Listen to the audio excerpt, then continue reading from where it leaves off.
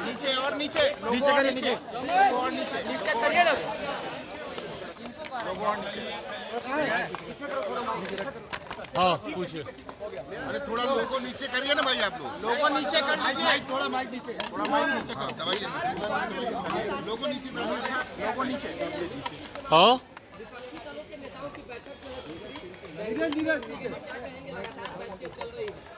भाई इस पे कहना क्या है, विपक्षी एकता का प्रयास कर रहे हैं। बहरहाल पहली बार थोड़ी गंभीरता जरूर विपक्षी एकता में देखने को मिली है।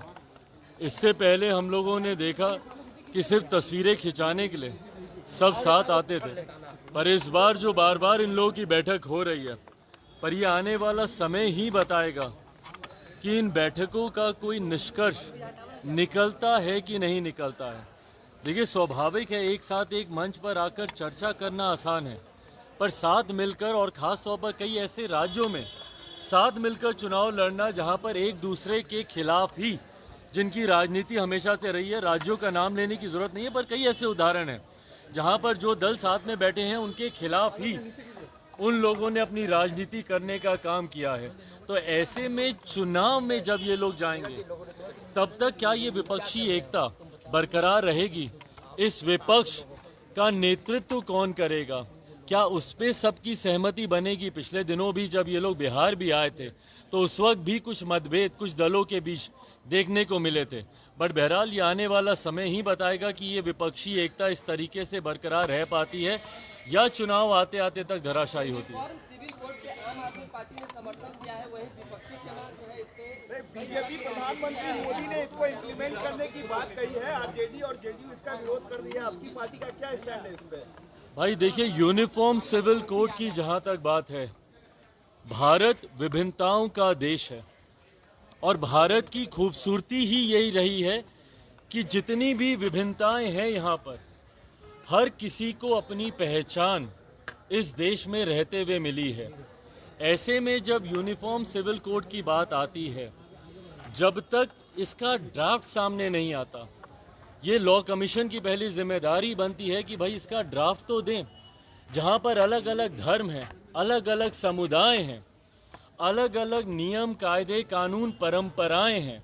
आप एक ही धर्म में देखिएगा तो कई अलग अलग क्षेत्रों में जाके परंपराएं बदलती हैं और वो उन परंपराओं को मानते हैं। अगर आप हिंदू मैरिज एक्ट को ही ले लें तो आप ऊपर नॉर्थ में अलग हैं, डाउन साउथ जाते जाते तक नॉर्थ में उसके नियम कायदे कानून अलग हैं, रिश्तेदार जनरेशन्स में आप नहीं कर सकते। डाउन साउथ जाते जाते अपने अंकल के साथ आप शादी ब्याह कर सकते। तो कई ऐसे नियम कायदे कानून हैं। आप ईस्ट में जाएंगे, ईस्ट की परंपराएं और हैं, साउथ की और हैं, नॉर्थ की और हैं।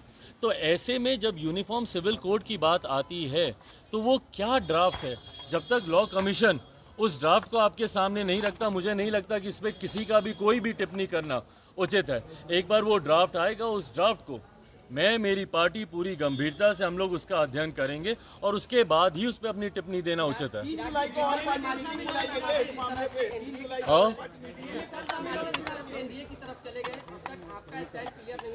अरे प्रभु, ये कोई चर्चा का विषय थोड़ी है कि मैं किसके साथ जा रहा हूँ नहीं जा रहा हूँ। मैंने बार बार इस बात को कहा, सही समय आने पर, आज चुनाव तो नहीं है ना भाई, ना ही कल चुनाव आ रहे हैं, ना ही कोई चुनाव की अधिसूचना अभी आई है।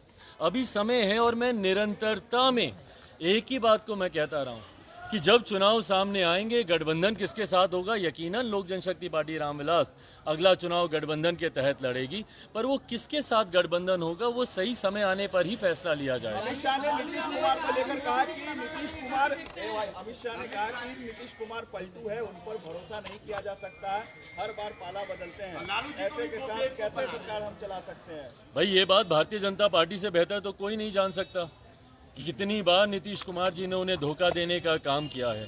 तो ऐसे में जब आदरणीय केंद्रीय गृह मंत्री अमित शाह जी ने इन बातों को रखा है तो वो सही बोल रहे हैं इस बात को लेकर।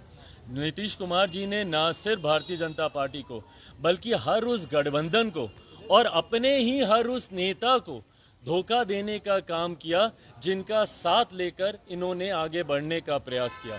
भाई दूसरे दल तो दूर की बात है, जिन्होंने अपने नेताओं को नहीं छोड़ा हो। कोई भूल सकता है इन्होंने जौहर साहब के साथ क्या किया, या दिग्विजय बाबू के साथ क्या किया, या शरद यादव जी के साथ क्या किया, या इनकी अपनी पार्टी के नेता आरसीपी जी जो आज इनसे अलग हुए हैं, उनको किस तरीके से इन्होंने प्रताड़ित करने का काम किया। समय समय पर अपने स्वार्थ के लिए, गठबंधन को बदलने के लिए जिस नेता ने घटक दलों को धोखा देने का काम किया, तो ऐसे में उनको आईना ही दिखा रहे हैं मौजूदा गृह मंत्री जी। एक सवाल है चिराग जी, कहा जा रहा है एनडीए की तरफ से ये चीजें चर्चा चल रही है कि चिराग पासवान चाह रहे हैं कि हाजीपुर सहित 6 लोकसभा सीट मिले, उसके बाद ही कुछ डिसीजन लेंगे, ऐसा कुछ है क्या? भाई हाजीपुर सीट पर तो कोई चर्चा की गुंजाइश ही नहीं है ना। हाजीपुर मैं पहले भी कह चुका हूँ, मेरे नेता के अधूरे कार्यों को, और ये किसी भी पुत्र का धर्म होता है कि वो अपने पिता के अधूरे कार्यों को पूरा करे। ऐसे में जब आज मेरे पिता इस दुनिया में नहीं है, तो हाजीपुर की एक बड़ी जिम्मेदारी है जो कि पुत्र होने के नाते मुझे निभानी है।